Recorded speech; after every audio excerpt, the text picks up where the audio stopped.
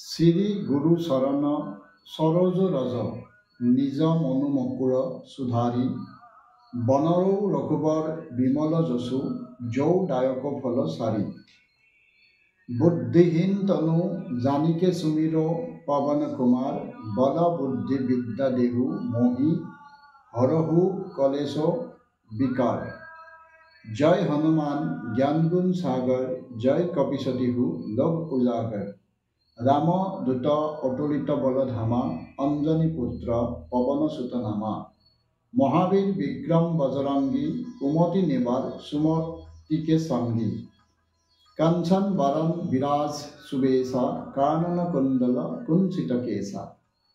হয়, আজি ৯/৯/৯ অৰ্থাৎ ২০২৫ চনটো যদি সংখ্যা হিচাপত যোগ কৰা হয়, জ্যোতিষ শাস্ত্ৰৰ ভাষাত এই বছৰটো হনুমানৰ বছৰ হিচাপে ধৰা হয় বা ৯ সংখ্যাটো হনুমানৰ সংখ্যা হিচাপে ধৰা হয়।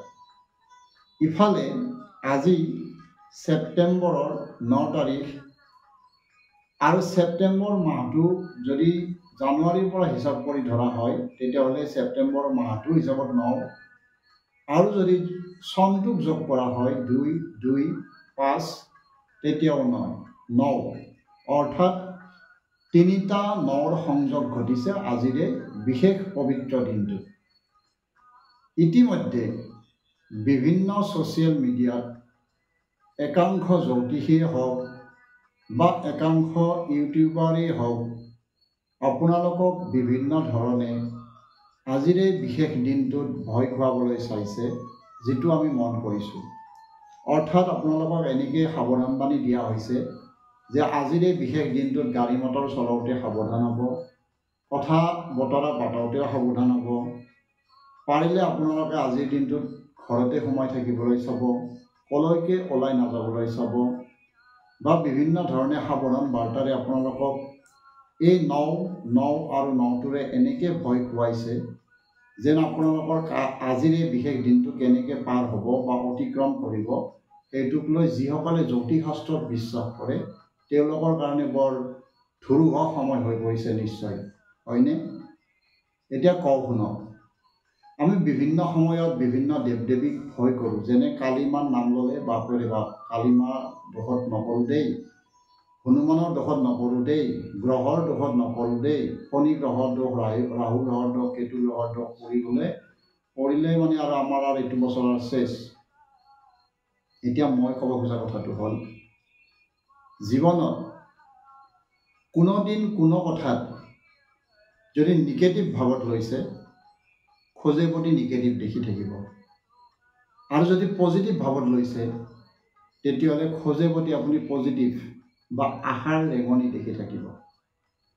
আজিৰ এই বিশেষ দিনটোত আপুনি নিশ্চিতভাৱে পাৰিলে গোসাঁইৰ থাপনাত বা যদি পাৰে সম্ভৱ হয় হনুমান মন্দিৰত গৈ তেওঁৰ নামত এভাগ চাকি জ্বলাওক, ধূপ জ্বলাওক আৰু পাৰিলে হনুমান চালিচাখন ৯ বাৰ পাঠ কৰিবলৈ চাওক।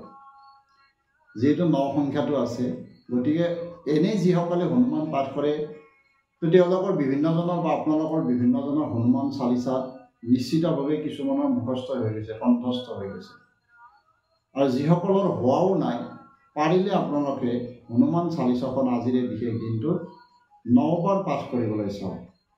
হনুমান চালিচাখনত কেনেকুৱা ধৰণৰ কথাবিলাক আছে আপোনালোকে জানেনে? নিশ্চিতভাৱে জানিব, তৎসত্ত্বেও মই ক'বলৈ চাইছোঁ। হনুমান চালিচা পাঠ কৰাটো অতি গুৰুত্বপূৰ্ণ কথা। হনুমান চালিচা পাঠ কৰিলে মনত সাহস আৰু আত্মবিশ্বাস বাঢ়ে, লগতে বীৰত্বও বাঢ়ে। হনুমান চালিচাৰ প্ৰতিটো শাৰীতে আছে বিভিন্ন ধৰণৰ মহত্ব। বল বুদ্ধি বিদ্যা দেহু মোহি হৰং কলেশ বিকাৰ, এই শাৰীৰে ল'ৰা ছোৱালীৰ পঢ়াৰ প্ৰতি মন বঢ়াটো বুজাইছে। ভূত পেট পিশাচ নিকট নেহি আবে মহাবীৰ জব নাম সুবাৰে, অৰ্থাৎ ভূত প্ৰেতৰ প্ৰতি যদি ভয় আহে তেতিয়াহ'লে এই শাৰী গালে ভূত প্ৰেত আপোনালোকৰ কাষলৈ আহিব নোৱাৰে।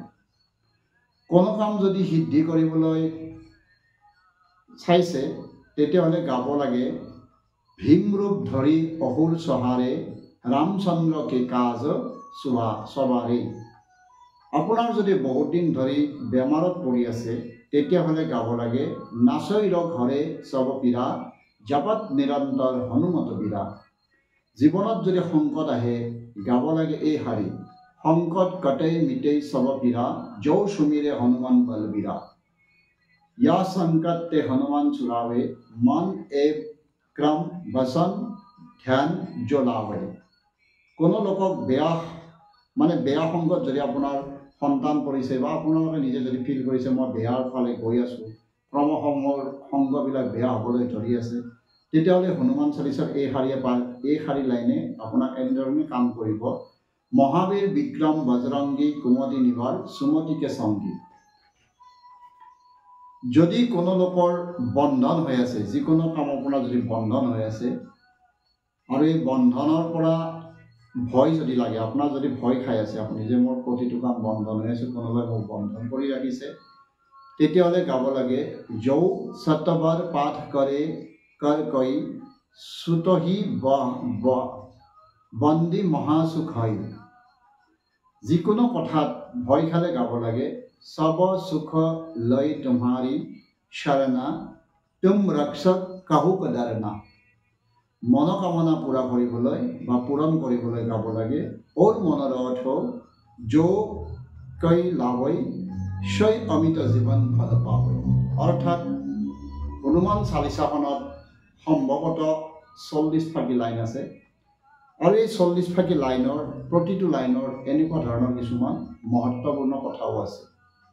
গতিকে এটা লাইন পঢ়িলেই যে আপুনি বিপদৰ পৰা মুক্ত পাব এনেকুৱা নহয়, এই গোটেই লাইনবিলাকৰ প্ৰতিটো লাইনে একো একোটা অৰ্থ বুজাইছে। গতিকে কোনো দেৱ দেৱতা আপোনাৰ শত্ৰু নহয়, কোনো দেৱ দেৱতা আপোনাক মাৰি নিনিয়ে বা বিপদত নেপেলায়। যিসকলে আপোনালোকক ভয় খুৱাই যে আজিৰ দিনটোত আপোনালোকে অমুক কৰিব তমুক কৰিব, অমুক নকৰিব তমুক নকৰিব, সেইটোতকে আপোনালোকে নিজৰ মনটোক শক্তিশালী হিচাপে গঢ়ি তুলি মনটো গাঢ় কৰি লয়। আজিৰ এই যিটো বিশেষ দিন, এই দিনটোত আজি হনুমানক আপোনালোকে আৰাধনা কৰক। যিদিনা কালী মাতাৰ দিন আহিব কালী মাক আৰাধনা কৰিব, যিদিনা যি দেৱতাৰ দিন আহিব সেইমতে সেই দেৱতাক স্মৰণ কৰিব। কাৰণ প্ৰত্যেকজন দেৱতাৰে আমি একোজন সন্তান, আৰু কোনো মাতৃ দেৱতা বা কোনো পিতৃ দেৱতাই নিজৰ সন্তানৰ ক্ষতি নকৰে বা সন্তানক বিপদত পৰিবও নিদিয়ে। গতিকে আজিৰ বিশেষ দিনটোত আপোনালোকে কোনো কাৰণতে ভয় নকৰি মাত্ৰ পাৰিলে 9 বাৰ হনুমান চালিচা পাঠ কৰক। আৰু এইখিনি কথা ক'বলৈ আজিৰ বিশেষ দিনটোত আহিছোঁ। পৰৱৰ্তী সময়ত আকৌ নিশ্চিতভাৱে এনেকুৱা আধ্যাত্মিক বাৰ্তাবিলাক দি যাবলৈ চাম। নমস্কাৰ।